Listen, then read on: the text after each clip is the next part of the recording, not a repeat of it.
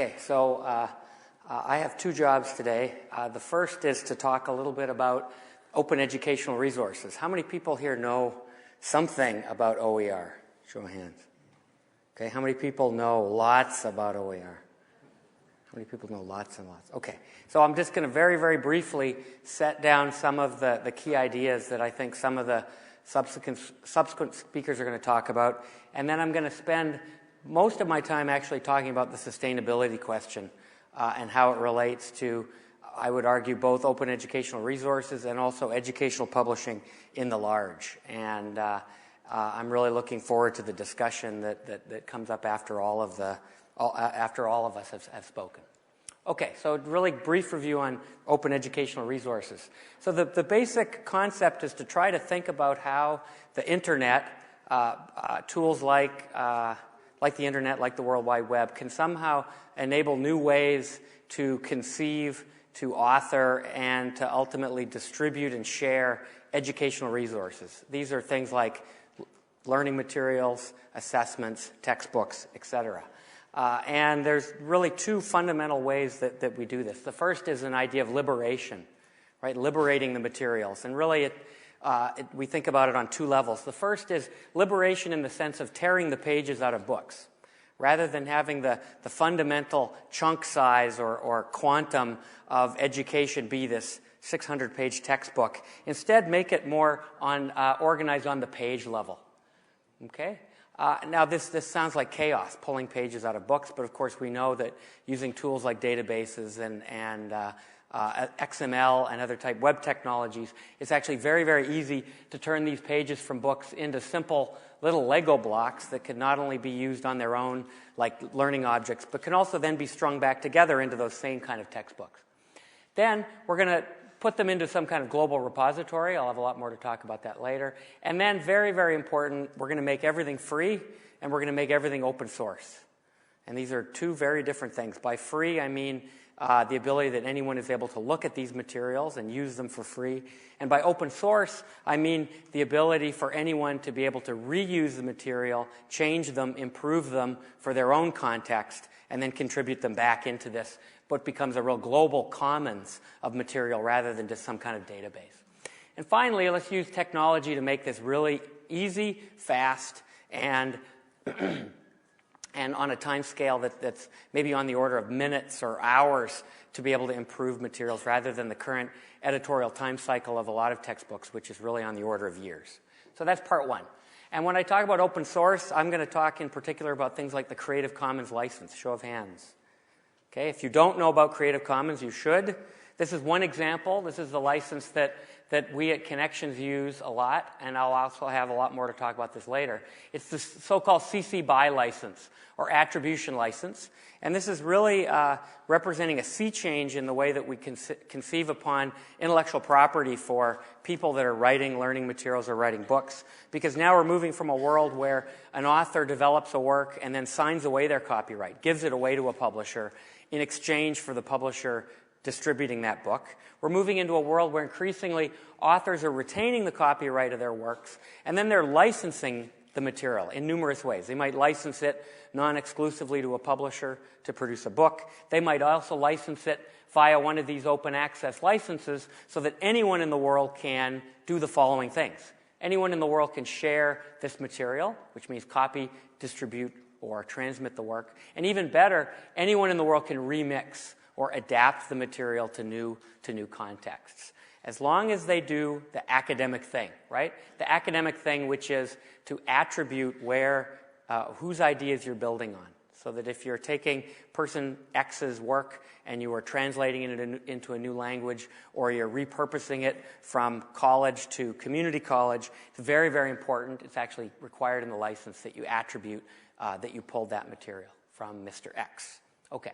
So the second really important aspect is inviting communities, worldwide communities, and not just communities that speak English, but that speak and write all the world's languages to contribute and maintain and feed and build this vast global commons.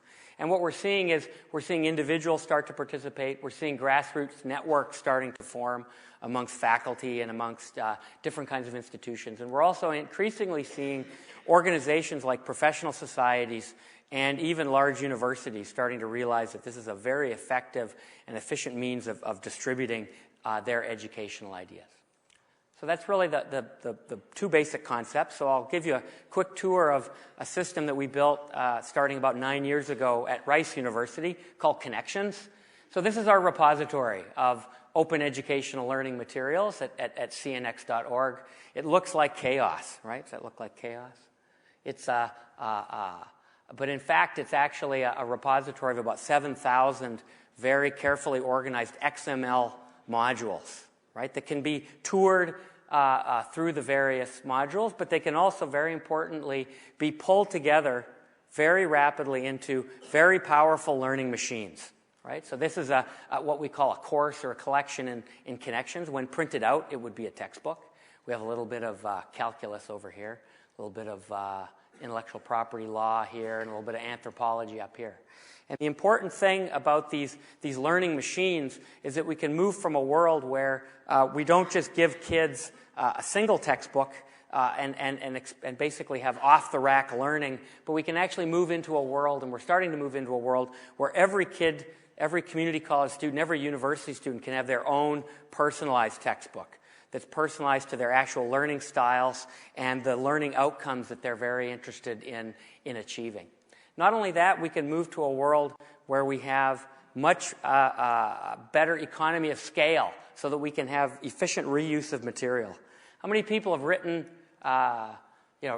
people have written the module on fundamental theorem of calculus, right? How to take a derivative or take an integral. This material has probably been written and rewritten hundreds of thousands or millions of times over the last even few decades. Why do we do that? Why can't we use that same material that's of very high quality that's generated by one author? Why can't we reuse those same ideas and even those same verbiage in a lot of different contexts so that people can really, rather than focusing on always building from the ground up when they're building a course or a textbook, instead think about how they can actually add a new pedagogical angle or a customization that's very appropriate for their particular class.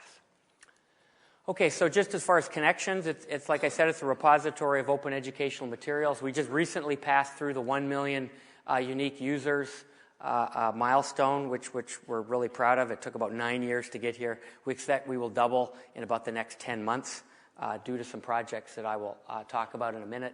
Like I said, we have about 7,000 of these Lego modules that have been pulled together into more or less 400 incomplete and complete textbooks that have been contributed by a lot of different people. Not just university faculty and the usual people who are textbook writers, but some of them contributed by professionals, by engineers, by scientists out there. Some of them contributed by students. Fantastic learning materials created by students.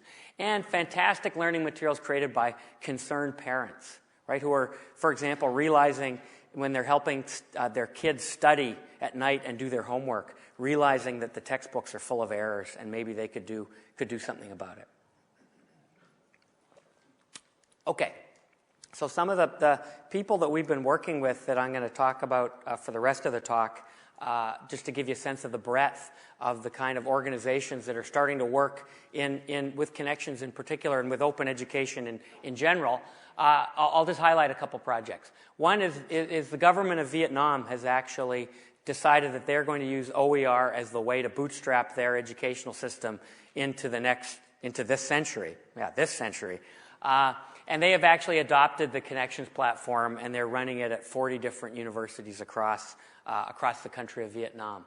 The IEEE, I'll have a lot more to talk about quality control at the end of my presentation. The IEEE, which is the world's largest professional organization and who are experts in peer review of scientific manuscripts, are actually coming on board to do quality control of open access materials. And finally, people might have heard of Mark Shuttleworth, founder of Ubuntu, who brought you Ubuntu, one of the world's